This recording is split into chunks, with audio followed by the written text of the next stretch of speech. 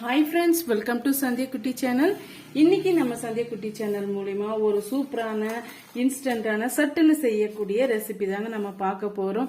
இப்ப வேலைக்கு போறவங்களா இருந்தீங்கன்னா இந்த ரெசிபி வந்து உங்களுக்கு ரொம்பவே யூஸ்ஃபுல்லா இருக்கும். அதுக்கு பாத்தீங்கன்னா ஒரு குக்கர் ஒன்று வச்சுக்கிட்டேங்க. 1 கிலோ அளவுக்கு நான் இது போல வந்து பீஸ் பண்ணி வச்சிருக்கேன். தக்காளி பழம் வந்து சின்ன சின்ன பீஸுகளா செய்து வச்சிருக்கேன் சட்டுன்னு வேலை முடியறதுக்காக. இல்ல நீங்க ஒரு தக்காளி வந்து 4-5 பீஸை கூட நீங்க கட் பண்ணி எடுத்துக்கோங்க. நம்ம அதை வந்து அதிகமான நேரம் வேக வச்சிங்களா ஈஸியாவும் நல்லா வெந்து வந்துடும். இப்ப இது கூட பாத்தீங்கன்னா ஒரு 10 பல்லு பூண்டு வந்து எடுத்து வச்சிருக்கேன். அதையும் அப்படியே சேர்த்துக்கலாம். 2 மீடியம் சைஸ் வெங்காயம் வந்து கட் பண்ணி வச்சிருக்கேங்க. அதையும் அப்படியே சேர்த்துக்கலாம். காரத்துக்கு ஏற்ப மிளகாய் வந்து பச்சை மிளகாய் தாங்க நான் எடுத்து வச்சிருக்கேன். நீங்க பச்சை மிளகாய் விருப்பம் இல்லைன்னா நீங்க மிளகாய் தூள் கூட சேர்த்துக்குங்க. நான் மிளகாய் தூளும் சேர்க்க போறேன். மிளகாய் தூளும் சேர்த்துட்டு பச்சை மிளகாயும் சேர்த்துட்டு செய்யும் போது ரொம்ப டேஸ்டியா இருக்கும். நான் வந்து 10 பச்சை மிளகாய் எடுத்துருக்கேன். இப்ப தேவைக்கேற்ப கொஞ்சமா நம்ம மிளகாய் தூள் சேர்த்துக்கலாம். நான் வந்து குழம்பு மிளகாய் தூள் தாங்க சேர்க்கிறேன். நான் ஒரு 1/2 டீஸ்பூன் அளவுக்கு குழம்பு மிளகாய் தூள் சேர்த்துக்கிறேன். இது கூடவே நம்ம தேவைக்கேற்ப உப்பு சேர்த்துக்கலாங்க. கல் உப்பு சேர்த்துக்கிறேன். 1 டீஸ்பூன் அளவுக்கு கல் உப்பு. இது கூடவே மல்லித்தூள் வந்து சேர்த்துக்கலாம். சின்ன டீஸ்பூன் இருக்கனால நான் 2 டீஸ்பூன் அளவுக்கு வந்து மல்லித்தூள் சேர்த்துக்கிறேன். நீங்க பெரிய டீஸ்பூன் வந்து எடுத்துக்கிட்டீங்கன்னா 1 டீஸ்பூன் அளவுக்கு கரெக்டா இருக்கும். இது கூடவே ஒரு 1/4 டீஸ்பூன் அளவுக்கு பெருங்காயத்தூள் வந்து சேர்த்துக்கிறேன். இந்த ரெசிபி பாத்தீங்கன்னா ஒரு 2 டேஸ் கூட வச்சிருந்து சாப்பிடலாங்க. ரொம்பவே டேஸ்டியா இருக்கும். இதை பாத்தீங்கன்னா சாதம், சப்பாத்தி, பூரி, இட்லி, தோசை சாதம் எல்லாத்துக்குமே ரொம்பவே காம்பினேஷனா இருக்கும். ஒரு பிஞ்சு அளவுக்கு மஞ்சத்தூள். இப்ப இது கூடவே ஒரு நெல்லிக்காய் சைஸ் அளவுக்கு புளியை ஆட் பண்ணிக்கலாம். பாருங்க ஒரு நெல்லிக்காய் சைஸுக்கு நான் புளியை எடுத்துக்கிட்டேன். இதெல்லாம் சேர்த்துட்டு ஒரு முறை நல்லா வந்து மிக்ஸ் பண்ணி கொடுத்துக்குங்க.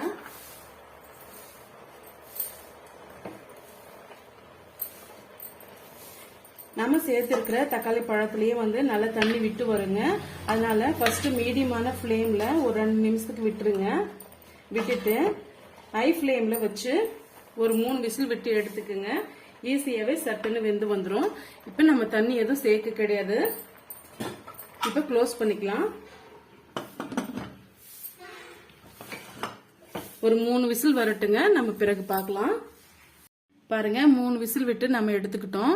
இப்ப நம்ம கொஞ்சம் கூட தக்காளி பழத்துல தண்ணியே சேர்க்கல. ஆனா தண்ணி வந்து எவ்வளவு விட்டு வந்திருக்கு பாருங்க. அதனாலதான் நான் தண்ணி சேர்க்கக்கூடாதுன்னு சொன்னேன். இப்ப தண்ணியை வடிகட்டி எடுத்துக்கிட்டு முழுமையா ஆறின பிறகு மிக்சி ஜார்ல போட்டு கொரகொரப்பா நம்ம அரைச்சி எடுத்துட்டு வந்துடலாம். அப்படி இல்லைன்னா நீங்க மண் சட்டியால கூட கடைஞ்சி எடுத்துக்குங்க. அது உங்க விருப்பம் தான். ஈஸியான மெத்தட்ல எப்படி செய்யுதுன்னு சொல்லிட்டு தான் நம்ம பார்த்துட்டு இருக்கோம். அதனால நான் தண்ணியை வடிகட்டிட்டு மிக்சி ஜார்ல போட்டு நல்லா கொரகொரப்பா அரைச்சி எடுத்துட்டு வந்துடுங்க. எடுத்துட்டு வந்த பிறகு நான் காமிக்கிறேன். மிக்சி ஜார்ல போட்டு இது போல நான் நல்லா அரைச்சி எடுத்துட்டு வந்துட்டேன். நீங்க கொரகொரப்பாவும் அரைச்சி எடுத்துக்கலாம். ஒன்னும் பாதியுமா நான் நல்லா நைஸாவே அரைச்சி எடுத்துட்டு வந்துட்டேங்க. இப்ப பெசஞ்சுன்னு சாப்பிடும் போது நல்லா டேஸ்டியா இருக்குன்றதுனால இது போல நான் எடுத்துக்கிட்டேன். இப்ப இது தாளிக்கிறதுக்காக ஒரு மண் கடாய் ஒன்று வச்சுக்கலாம். பாருங்க தாளிக்கிறதுக்காக மண் கடாய் ஒன்று வச்சுக்கிட்டேன். தேவையான அளவுக்கு நம்ம ஆயில் சேர்த்துக்கலாம். ஒரு குழிக்கரண்டி அளவுக்கு நான் சேர்த்துக்கிறேன். ஆயில் நல்லா சூடாயிட்டு வந்த பிறகு நம்ம கடுகு வந்து சேர்த்துக்கலாம்.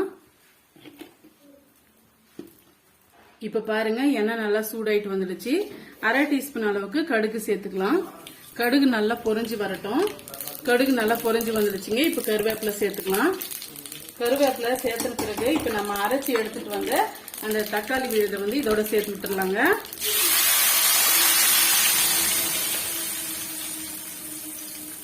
சேர்த்துட்டு ஒரு 5 நிமிஷம் வரைக்கும் நம்ம கொதிக்க விட்டுக்கலாம். இது போல செய்யும் போது ஒரு 2 டேஸ்னா கூட கெட்டு போவாம அப்படியே இருக்கும். இப்ப மூடி போட்டு விட்டுக்கலாங்க. இடையிடையே வந்து மிக்ஸ் பண்ணி விட்டுக்குங்க. தாளிச்சியும் அப்படியே நீங்க சர்வ் பண்ணிக்கலாம். அப்படி இல்லைன்னா கொதிக்க விட்டும் எடுத்துக்கலாங்க. கொதிக்க விட்டு எடுக்கும் போது ஒரு 2 டேஸ்க்கு வச்சிருந்து நம்ம சாப்பிடலாம். ஆல்ரெடி நம்ம கொஞ்சம் கூட எதுலையுமே நம்ம தண்ணி சேர்க்கவே கிடையாது. அதனால கெட்டு போவாம அப்படியே இருக்கும். நல்லா கொதிச்சு வந்த பிறகு நான் காமிக்கிறேன். பாருங்க ஒரு 5 நிமிஷம் நல்லா வந்து கொதிச்சு வந்துருச்சு. இந்த குழம்பு பாத்தீங்கன்னா டக்குன்னு செய்யக்கூடிய குழம்புன்னு கூட சொல்லலாங்க. இது எல்லாத்துக்குமே ஒரு சூப்பரான ஒரு காம்பினேஷனா இருக்கும். சாதம், சப்பாத்தி, பூரி, இட்லி, தோசை எல்லாத்துக்குமே ரொம்பவே அட்டகாசமா இருக்குங்க. இது போல நம்ம கொதிக்க வச்சு நம்ம எடுத்து வச்சுக்கும் போது ஒரு 2 நாளைக்கும் வச்சிருந்து சாப்பிடலாம். ரொம்பவே டேஸ்டியான இந்த இன்ஸ்டன்ட் குழம்பு ரெசிபி உங்களுக்கு ரொம்பவே பிடிக்கும்னு நினைக்கிறேன். பிடிச்சிருந்தா மறக்காம சதிக்குட்டி சேனலுக்கு சப்ஸ்கிரைப் பண்ணுங்க, லைக் பண்ணுங்க, ஃப்ரெண்ட்ஸ் அண்ட் ஃபேமிலியோட நிறைய ஷேர் பண்ணுங்க. இது போல சிம்பிளான ரெசிபிஸ் பார்க்க நம்ம சேனலை வந்து ஃபாலோ பண்ண மறந்துடாதீங்க. தேங்க்யூ.